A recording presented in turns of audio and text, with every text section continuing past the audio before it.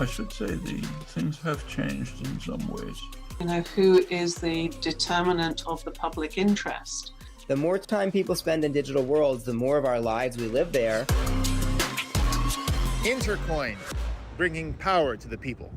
We're not trying to solve everything at once, but certainly if you have a local community, you should keep things as local as possible, therefore strengthening the community. For example, a lot of times, if you have a global currency like US dollar, people will just buy things that are manufactured really far away.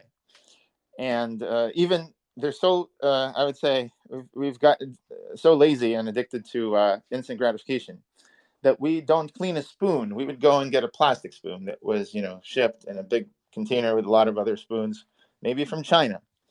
And so never mind the plastic pollution and all this other stuff, and it's not biodegradable. And obviously we do need a more sustainable world. And that's certainly true. And also the cost of transporting all these things but I'm talking also about the local community. So throughout history, the top travelers in the world, like Mozart would travel, right? Traveling musicians, Casanova would travel. These people don't even hold a candle to how much the average person travels today just to go to work, to sit in a chair and go back, right? They call it commuting to work. And it used to be the cities were the place that nobody wanted to live because it was all soot and dirt, and like people who worked in the city walked to work, right? Today, it's like prestigious to live in the city because sort of the cities got cleaned up. Everybody's sort of living outside of the city and, commuting to the city if they're the working class. And so this is the thing is like, think about all that transportation, all that fuel that's essentially wasted and just getting people to their destination. With the pandemic, we actually saw a silver lining. A lot of terrible things during the pandemic, but one cool thing is that people realized, hey, wait a second, I could work from home. And the businesses happen to suddenly have to give them that choice. And many people don't want to go back now. There's unions, right? I forgot which companies, but they're like, we don't want to go back. Like, we'll actually work part-time rather than work full-time if it means working from home. So once people got a taste of this, they realized that, hey, the world's different now. Technology allows people to do things they weren't able to do before. So yeah, I think if there's local currency also, it stays in the city. And so never mind all the environmental stuff, also it's the sustainability of your economy. So if you have a city like Detroit that went bankrupt, declared bankruptcy because it ran out of dollars, well, what does that look like? That looks like less dollars coming into the city than coming out, right? And so how are dollars coming out? Well, 50, 60, 70 years ago, Detroit was Motor City, right? It was manufacturing all these cars. In fact, after World War II, it had very few people competing with it. So it was huge.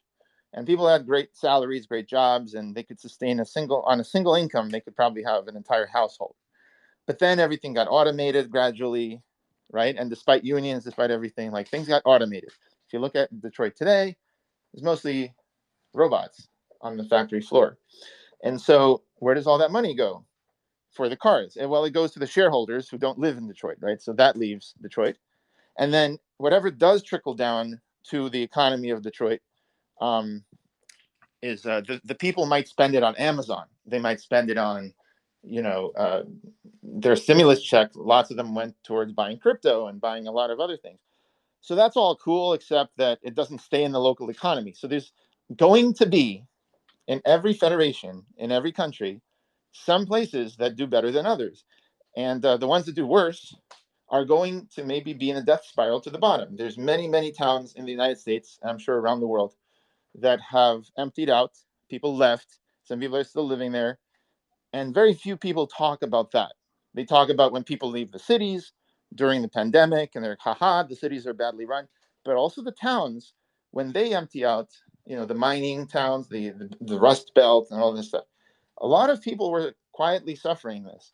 And so my point is, if you have a local currency, then you could actually it could actually help people to buy local and hire local. And it could actually create these sort of tariffs, which is a sort of protectionism. And people opt into the currency, and then they're like, I don't want to buy. If I buy local, I save 10%, versus if I buy, outside of the currency. And so currency creates this self-selecting network of people, kind of like language. Well, like we all speak English. It's not that somebody forced us to speak English. I mean, unless you think your parents did, right?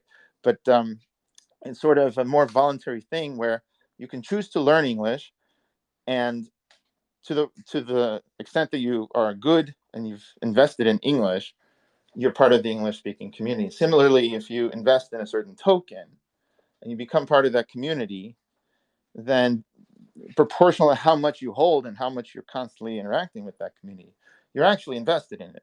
And so that's what I mean about stronger communities, sustainable communities, whereas right now, they just have the US dollar or the Great British Pound or whatever. And you could see with Brexit, even, like the sentiment was, hey, we need to keep things local. So whichever way you go with that, my point is that there should be an option without having to tear the entire country away from a federation or whatever. There should be an option to have your own local currency down to the city level, the town level, and hopefully give them the tools to create sustainable economies without having to wait for the federal government to come rescue them or give them a bankruptcy bailout or something like that. Like to be the first to hear about Intercoin's roadmap and news? Definitely join and subscribe to the channel. Don't forget to click that little notification button so you can get updates when the next video drops and the next time we interview a legend like Noam Chomsky or Patrick Friedman. And if you would like to participate in the conversation, go to community.intercoin.app. We'd love to hear from you and about your community. This is what the project is all about. Intercoin, bringing power to the people.